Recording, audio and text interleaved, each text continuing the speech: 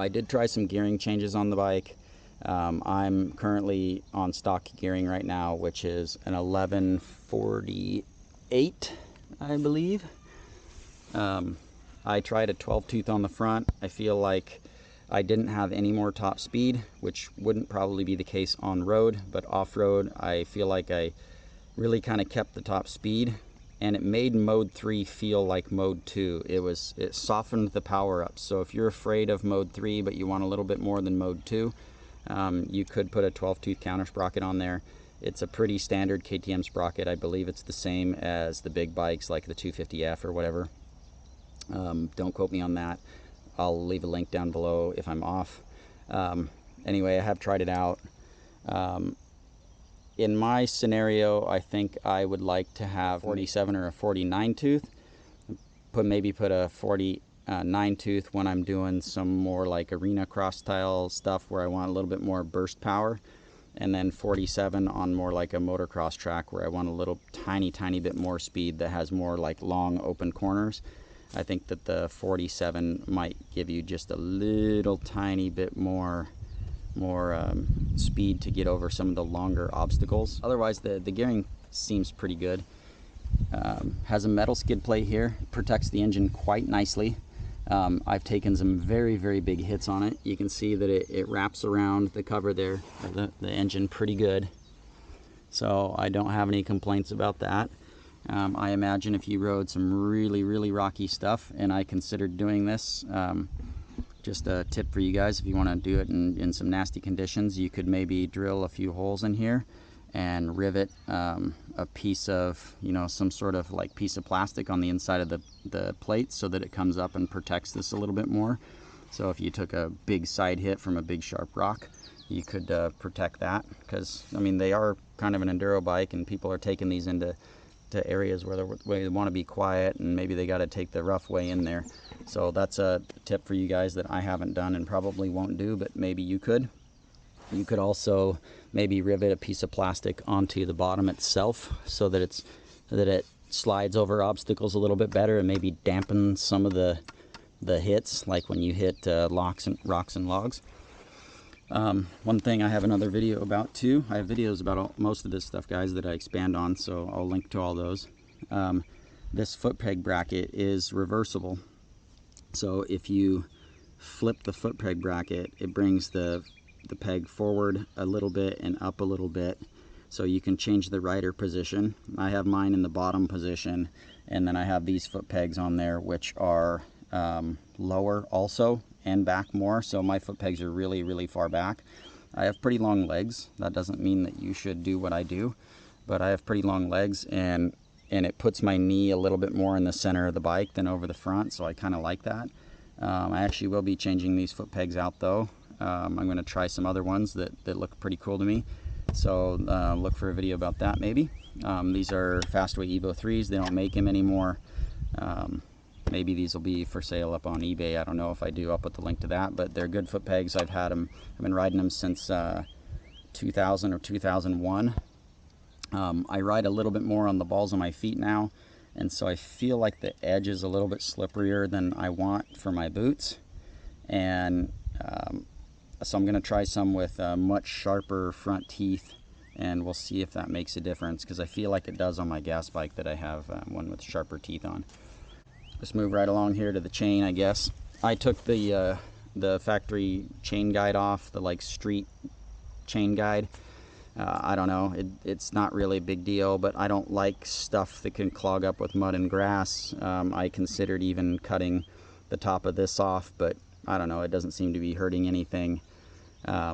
Chain is your standard 520 that you're going to get on any full-size bike, and the sprockets are obviously 520 also, but the hubs are for the 85SX. So the problem with that is they don't make a lot of sprockets for these things. They don't use regular KTM big bike sprockets because they're a 4-hole pattern instead of a 5. So there's not a lot of sprockets available for these things. You can have them custom made, but that's one drawback. I imagine the e-bike has so much torque, because it basically has the torque of a 300, that they they put the 520 on there, so it wasn't as hard as the 428 chain like the 85 uses. So 520 chain and 520 like sprockets, but 85 hubs. And like I said, the hubs and the wheels seem to be holding up pretty good. I got a little bit of a warp in my rear. Every one of my bikes, including my 690, has massive flat spots in the wheels. This bike has aired it out as much or more than all my other bikes. It's hit gnarly rocks. The wheel set's holding up pretty good.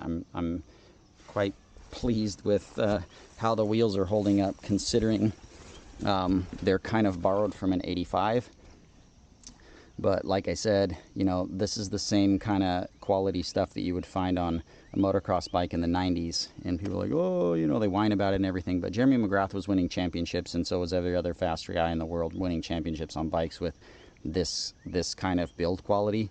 So when people bitch about the suspension and the wheels and the brakes and stuff like that, this is stuff that's as good or better than it was when those guys were winning championships. So, you know, there's that.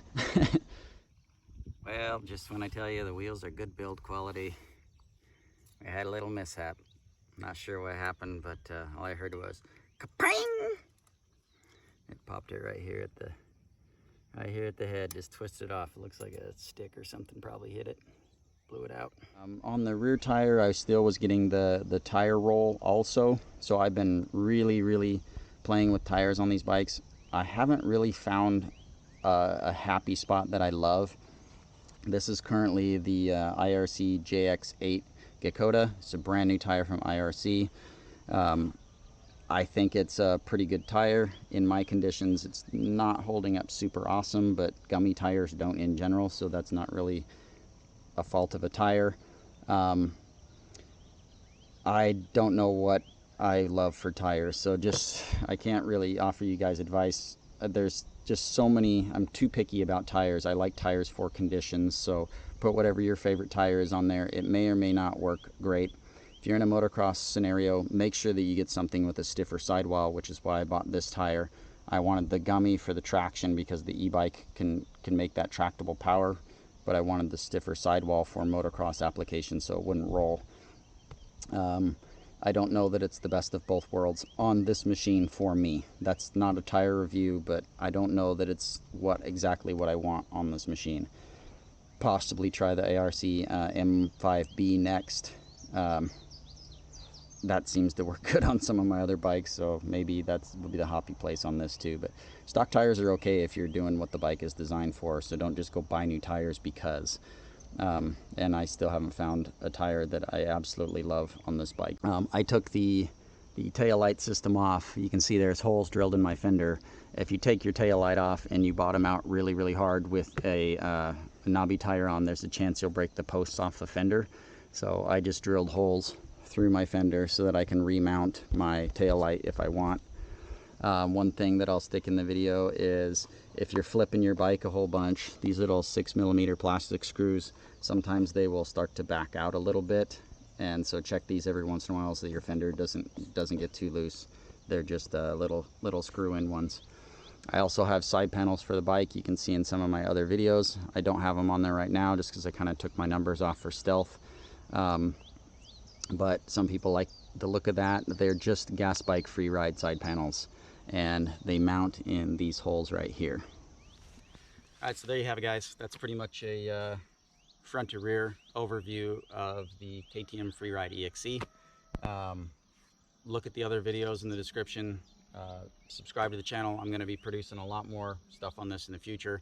I've been a little bit slow lately with it because I've just been working my brains out, but there's a lot of stuff that I'm going to put up information wise on this. If you have questions, please comment down below.